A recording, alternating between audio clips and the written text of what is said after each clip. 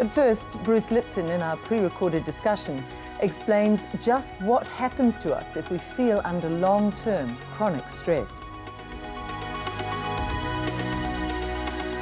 Bruce Lipton, this week we're really discussing emotion and trauma and fatigue, but behind all of that is what we talked about last week, which is stress, and there are other aspects from what we talked about to stress that you wanted to bring in this week. It's a very important aspect because last time we talked about how stress influences the blood flow in the body, blood being the energy source, and that under stress hormones, blood is sent to the periphery, and we close the blood vessels in the gut. Which is that sort of butterflies in the stomach. The butterflies feeling. in the stomach, but that means while you're in stress, fight or flight mode, you're not really encouraging growth and maintenance of the body, okay?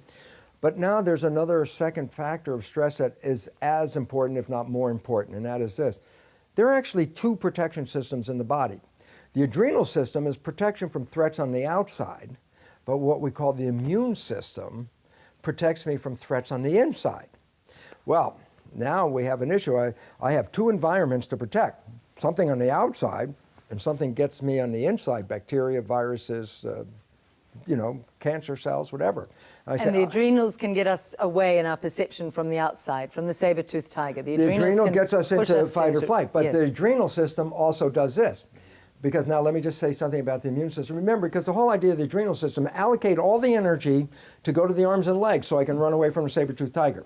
And I say, yeah, but some systems of the body use a tremendous amount of energy. The immune system. You say, the immune system? I say, yeah.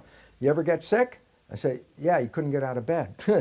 You were weak, you were tired, you were run down. Why? The immune system uses a very large quantity of energy to fight infections, so much energy that a lot of people, as I said, feel so tired and weak because of it. And I say, well, okay, well now let's take a situation. I have a bacterial infection, maybe causing, let's say, diarrhea. It's like, wow, I don't like that, so I want my immune system to fight it. But at the same time, all of a sudden, I'm being chased by a saber-toothed tiger.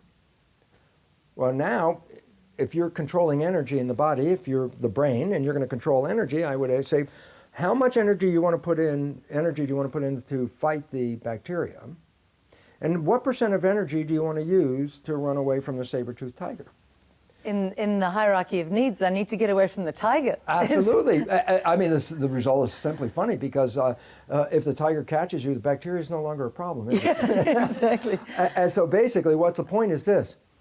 When the stress hormones from the adrenal system are in, they're acknowledging that the threat is coming from the outside. To allocate 100% of the energy possible into the system, stress hormones shut down the immune system.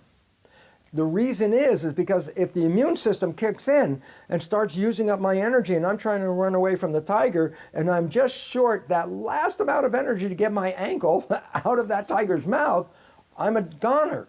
So the biology is simple and profound. It says you're running from a tiger, 100% of the energy goes into the tiger, which means then other systems, including the gut, which is maintenance of the body, but the immune system, high energy usage system, the stress hormones inhibit that function.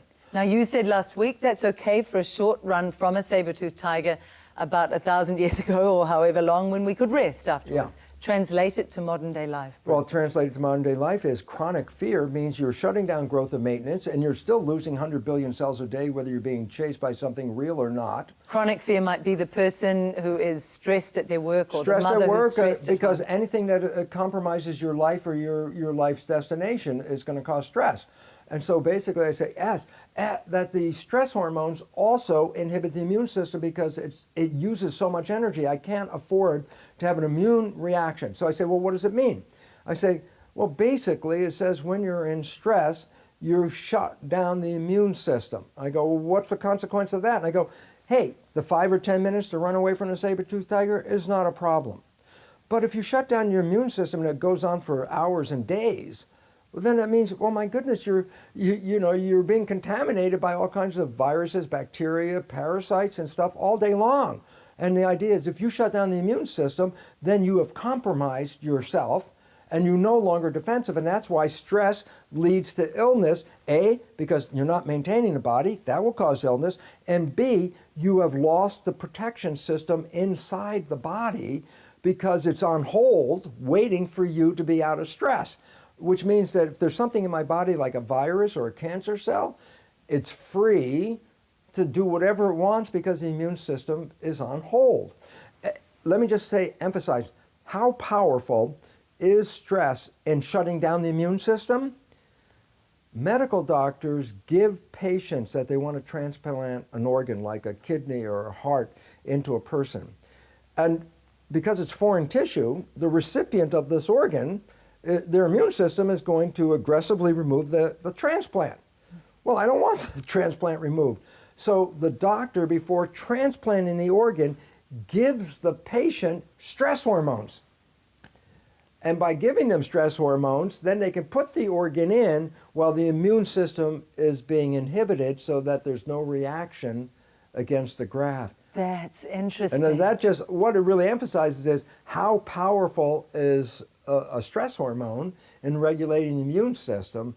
It's so powerful that it's therapeutic in a sense of specifically intending to shut down the immune system to protect the transplanted organ. And John, stress is a huge part of the client base that you have. People are exhausted and people are not knowing how to cope. Can you talk about the word stress and the word disease, I mean exactly the same thing. Disease, stress, same thing.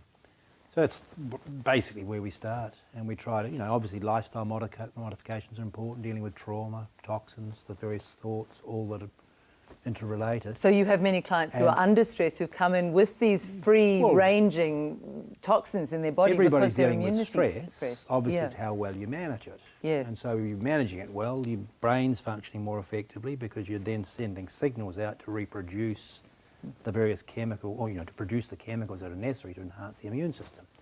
So it's a whole integrated perspective, and this is where we have, our discussion on gut, heart, head, brain. Yes. The integrated systems, because they're signaling each other the whole time through hormones and Wi-Fi systems. So the body's perfectly designed to deal with all of these issues, but we have to manage our lifestyle, and we have to manage our thoughts, our relationships, our belief systems. Our nutrient levels, health. All that, It's very critical because the ultimate top control is up here in the brain. And I can, with my mind, create any illness, including death, from a belief only. As much as everyone knows a positive thought and a placebo influence is, it was the positive thought that healed me, not this drug, because it turns out the drug was a sugar pill. And then I say, well, if the drug didn't heal you, what healed you? And the answer was my belief that the drug was going to heal me. And I go, everybody's aware of that, and I say, that's really great, but just to close this up, and most important, is a placebo effect is based on having a positive thought. But nobody talks about what is the consequence of a negative thought. It's like, it's equally powerful in affecting the body, but in the opposite direction. It's given a name in medicine called nocebo versus placebo. And placebo, positive thought, healing, sugar pill, I can heal with a thought. Nocebo, negative belief, can cause any illness and can cause death as well. Nothing physically wrong with the body, just a belief. So when you see John and people that are working in this holistic energy field, it's like, I can treat the body, but I also have to have you understand the nature of your consciousness, because it's the ultimate control of your biology. Thank you, Bruce. And we did refer to a book earlier, Spontaneous Evolution and the Biology of Belief, and The Honeymoon Effect, all books by Bruce Lipton, who will be back with us next week. I look forward to it. Thank you, Bruce.